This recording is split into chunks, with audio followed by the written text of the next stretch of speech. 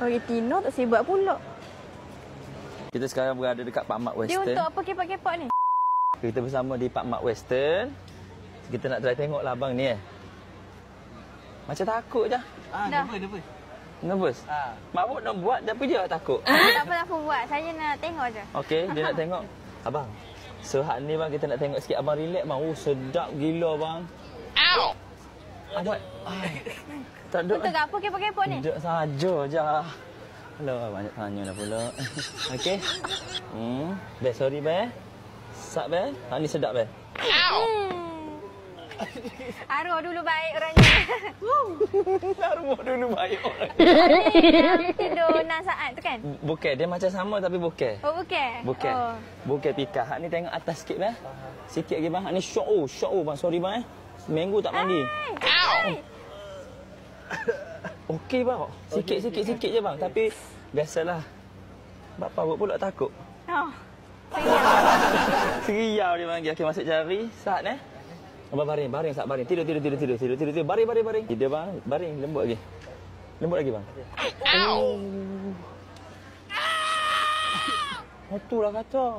Orang tak minta, dia minta. Okey, dah bangun sak. Okey kau, Kak.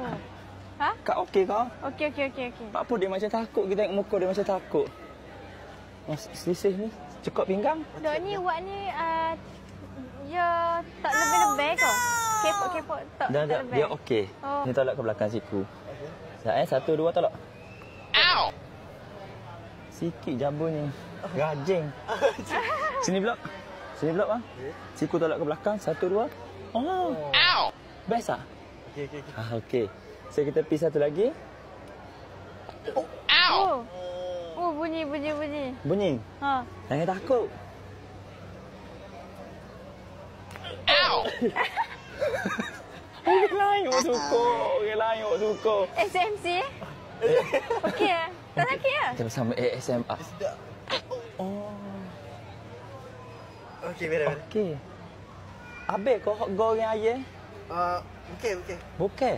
Saya buat kambing. Buat kambing, okey. Betul kau dia buat kambing? Betul. Saya buat tomahawk, saya buat juga. Abang buat tomahawk? Buat tomahawk. Okey. Okey kan? So, sedap tau. Antara benda yang saya makan kat sini, ayam. Paling sedap. Ayam Pak Mat Western. Wallah, sedap. Boleh dah saya akak dia? Boleh. Kita tengok ni. Ha. Sedap. Kita angkat teruslah ke bulan. Tapi tu kalau orang Tino buat guni juga. Tak boleh.